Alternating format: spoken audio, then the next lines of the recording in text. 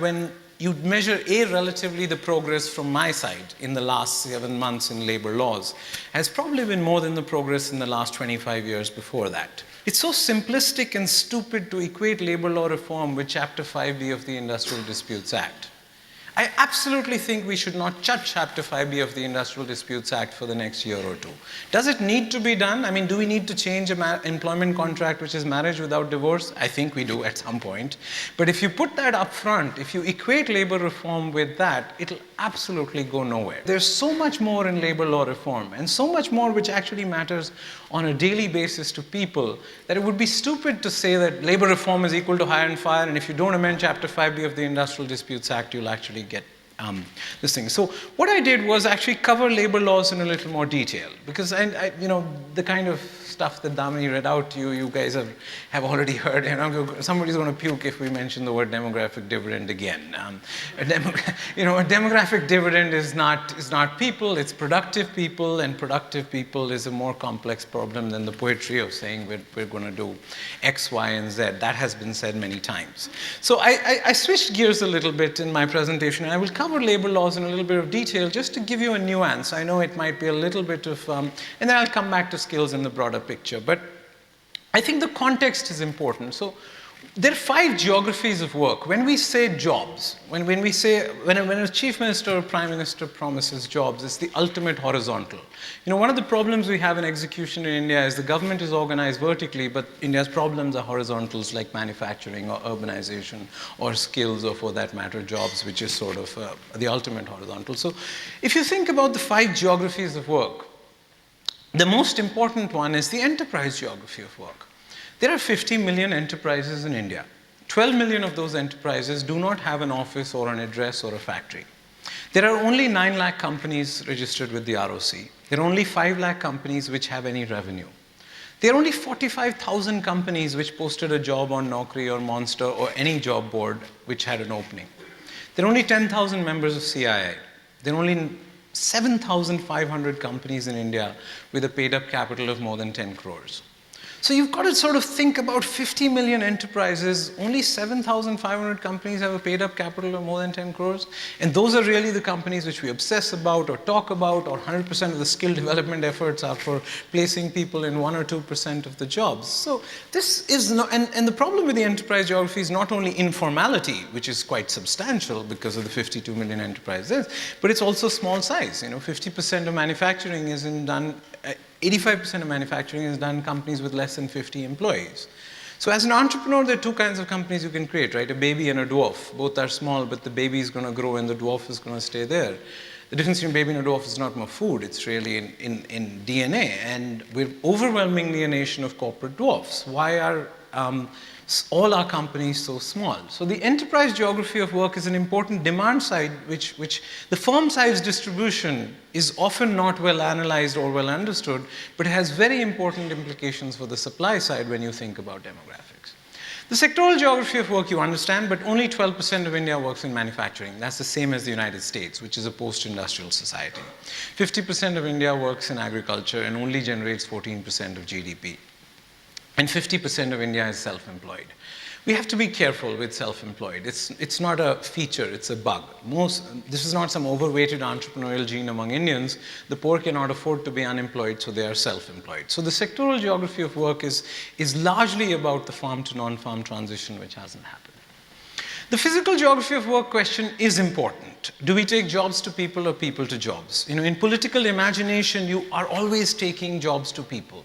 But that's not how the world works. The job creation tends to cluster. So on Chinese New Year, next 2 weekends away, 340 million people will buy a train ticket and go home for Chinese New Year.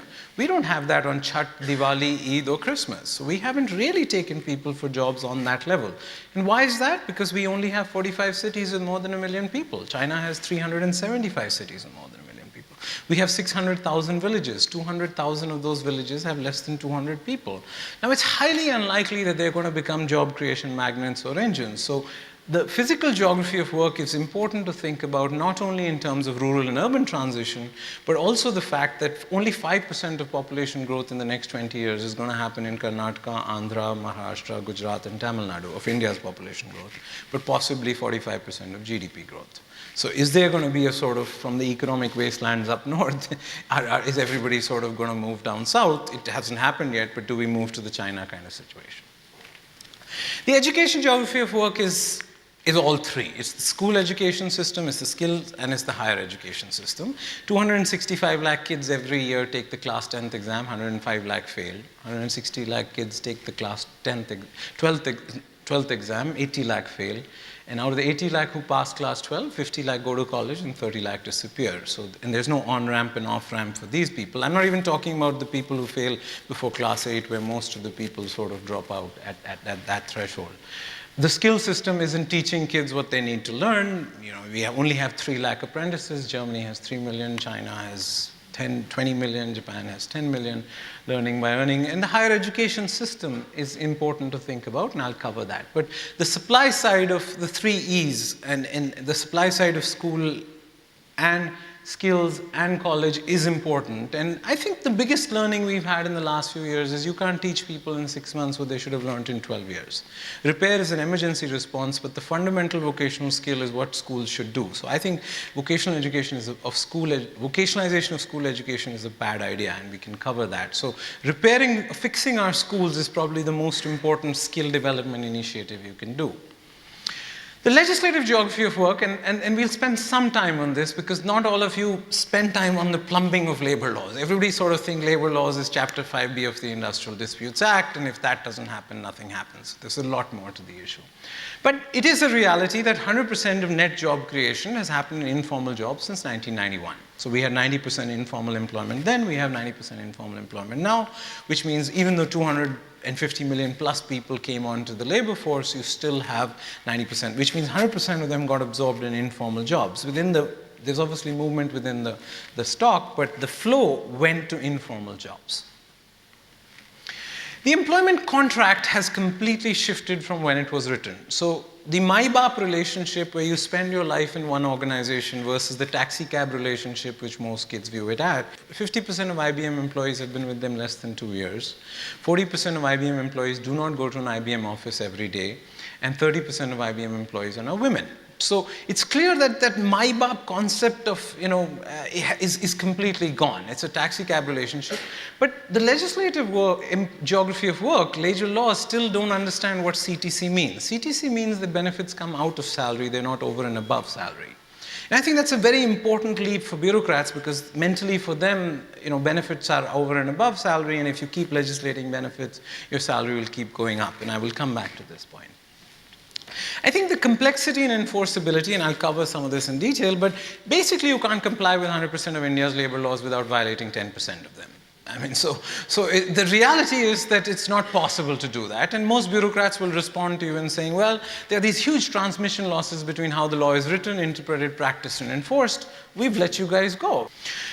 I think this is an important point which is only starting to get the attention I wish it would. There is no such thing as India's land and labor market. There may be some such thing as India's capital market. But an economic wasteland like Uttar Pradesh has completely different land markets than Karnataka. Import labor market like Kerala, 10% of Kerala may now be Biharis because is Biharis because they have exported 9% to the Middle East. An import labor market like Bihar is completely different from an export labor market. An export labor market like Jharkhand, Bihar is completely different from the import labor markets. And so 29 chief ministers matter much more for job creation than one prime minister. It's absolutely clear that labor markets are completely local, land markets are completely local. So I'm not sure people have picked up on 254.2 of the Constitution. Till now the dominant interpretation is 254.1, which says that if central laws and state laws diverge, then the central law always trumps it. Now 254.2 has always been there, which said that if a state legislature passes a law which diverges from the central law, then if the central government agrees, the cabinet can send it to the president without going to the Rajya Sabha and Lok Sabha and get it signed, and for the state, it's valid. This is exactly the route which was used in Rajasthan. Now, Rajasthan amended 4 central labor laws and it got approval from the president. Madhya Pradesh last week proposed to amend 17 labor laws, 17 central labor laws, in addition to the 10 that they're planning. Maharashtra proposes 6, Tamil Nadu proposes 3, Punjab proposes 4. Actually, it's irrelevant what they propose and how many they propose. The fact is that many of them are proposing it is actually so much more important. Now, Right to Education Act, which prohibits exams, and I can go into that before class 8, and it confuses school buildings with building schools, is a central act. But now Rajasthan next week will be amending the Right to Education Act, and 4 more states have announced that they will also do that. So I think that the notion that there is some such thing as India's labor market and land market was delusional. While it may take time to change that in land markets and labor markets, that's already happening. So I'm going to spend a little more time on the labor reform because you guys will hear a lot about higher education and skills, and I'll do that. But the 3 areas where we could move forward and are moving forward are the salary regime, decentralized, and the ease of doing business variables. And the salary regime is still being considered. But I would submit that the most important sort of labor reform that can be done is India's salary regime. So I'm going to give you a second to look at this. Indian labor laws say that somebody who has 5,500 rupees salary, this column here, you have to deduct 44% of their salary. And if you have a 55,000 rupee salary, you only have to deduct 5% of this salary. It comes from the thought world that benefits are over and above salary. So when they passed these laws, they said, oh, well, 5,500 plus the 44% benefits. But in a CTC world, it comes out of your benefits. So actually, you get only 3,000 rupees when you get a 5,500 rupee salary, while you get 52,000 rupees if you're 55,000 rupee salary. Now, why should we even be thinking about this, and why is this in the realm of labor laws? I think it'll be obvious to all of you that mandatory benefits can't be higher than the savings rate.